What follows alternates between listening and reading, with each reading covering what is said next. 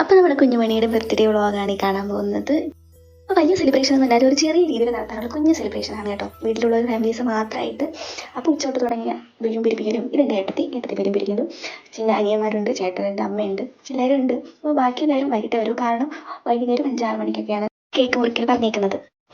ഇതെൻ്റെ അനിയൻ, എൻ്റെ കുഞ്ഞുമണിയുടെ കാറ്റർപില്ലർ പുതിയ കളിപ്പാട്ടെന്താ വാങ്ങിയിട്ടുണ്ടായിരുന്നത്. അത് എടുത്ത് വെച്ച് നോക്കുക. ചെറുതായിട്ടുള്ള ഇരുന്നാൽ മതിയായിരുന്നു. ഇങ്ങനെ കളിപ്പാട്ടൊന്നും കിട്ടുക എന്നുള്ള വിചാരത്തിലായിരിക്കും എൻ്റെ ഈ അനിയൻ നിൽക്കുന്നത്. ക്യാമറ എടുക്കുന്നത്, വീഡിയോ എടുക്കുന്നത് കണ്ട് തിരിഞ്ഞ് നോക്കുമ്പോൾ ഒരു ചെറിയ ഭാവമാണ് ഈ കാണുന്നത്. അപ്പോൾ നമ്മുടെ മെയിൻ താരമായിട്ടുള്ള ഇവാൻ കൃഷ്ണ, അതായത് എൻ്റെ കുഞ്ഞുമണി ഇവാൻ വൈകിയിരിക്കുന്നു. ഉറങ്ങി കഴിഞ്ഞിട്ട് വന്നതാ. ആളുടെ ഫസ്റ്റ് ബർത്ത്ഡേ ആട്ടോ. ആളുടെ കാറ്റർപില്ലർ ഉണ്ട്, പക്ഷെ അതൊന്നും കേടാറില്ല. ആൾ നോക്കിയിരിക്കുകയും ലൈറ്റ് ഇത്ര നാളെ വയ്ക്കുള്ളൂ. ആ ഉറങ്ങിയ സമയത്തായിരുന്നു കുഞ്ഞു ഡെക്കറേഷനൊക്കെ ചെയ്തത്. അല്ലെങ്കിൽ ആദ്യമേ ബലൂൺസും ഈ കാര്യങ്ങളൊക്കെ വലിച്ചെടുങ്ങനെ. അപ്പോൾ ഞാൻ കുഞ്ഞുമണി അവൻ്റെ മുത്തശ്ശിയാണ്. അവൻ്റെ മുത്തം കൊടുക്കുന്ന ഒരു സീനാണ് നിങ്ങൾ പോയി കണ്ടത്. പിന്നെ നമ്മുടെ ഫാമിലി റിലേറ്റീവ്സ് ആയിട്ടുള്ള കുറച്ച് പേർക്ക് വന്നിട്ട് കൊച്ചച്ഛൻ, 2 അപ്പച്ചിമാർ, പിന്നെ കുഞ്ഞമ്മ, അതേപോലെ നമ്മുടെ കുഞ്ഞുമണിയുടെ എടുക്കാൻ നോക്കുക, പക്ഷെ ആരുടെ പോകുന്നില്ല. പിന്നെ അമ്മമ്മ, അച്ഛമ്മ, ഇതെൻ്റെ ഏട്ടത്തി ഡ്രസ്സൊക്കെ മാറി കേക്ക് മുറിക്കാനുള്ള തന്ത്രപ്പാടിലാണ്. എന്തോ വേണ്ടില്ല എന്ന് പറഞ്ഞ് നടക്കുകയാണ്. നമ്മുടെ മെയിനാണ് ബർത്ത്ഡേ ബോയ്. പുതിയ ഡ്രസ്സും കോട്ടും സൂട്ടും ഷൂസും ഒക്കെ ഇട്ടതാ കുട്ടനായിട്ട് ചിരിച്ച് വെച്ചോണ്ടിരിക്കുകയാണ്. നേരിട്ട് നമ്മളൊരു ഭാവമൊക്കെ ഇട്ട് കാണിച്ച ആളുടെ അനിയൻ്റെ സ്വന്തം അച്ഛനാണ് ഇരുന്ന് കാറ്റർപില്ലർ എടുത്ത് വെച്ചോണ്ടിരിക്കുന്നത്. ആണെങ്കിൽ നമ്മുടെ മനസ്സ് കുഞ്ഞുങ്ങളായിരുന്നു അറിയില്ലേ, അതുപോലെ ആയിരിക്കും കൊച്ചച്ഛനെ തോന്നിയിട്ടുണ്ടാവും. ചെറുതായിട്ടുള്ള ഇരുന്നാൽ മതിയായിരുന്നു, ഇതുപോലെ എന്തെങ്കിലും കളിച്ചോണ്ടിരിക്കുന്നു. അപ്പോൾ നമ്മുടെ ഫാമിലി മെമ്പേഴ്സ് എല്ലാവരും എത്തിയിട്ടുണ്ട്. ഇനി നമ്മൾ അകത്തോട്ട് പോവാം. അകത്തോട്ട് പോയിട്ട് നമ്മുടെ കേക്ക് ടേബിളിൽ ഇരിക്കുന്നുണ്ട്. ഇനി നമുക്ക് മുറിച്ചാൽ മാത്രം മതി. അതിൻ്റെ ഒരു കഷ്ണം കിട്ടാൻ വേണ്ടി കാത്തിരിക്കുകയാണ്. ഇനി നമ്മൾ കേക്ക് ഉണ്ടാക്കി വരാനല്ലോ. ഏട്ടത്തിനാണ്, ഏട്ടത്തി കേക്ക് ഉണ്ടാക്കും.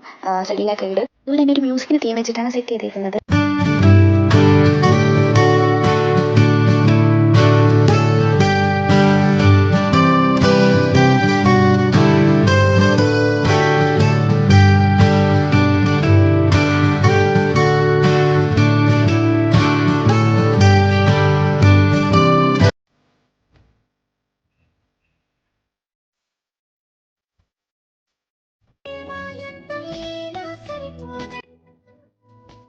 ഈ കാണുന്നതാണ് ആയിഷും നിക്കും.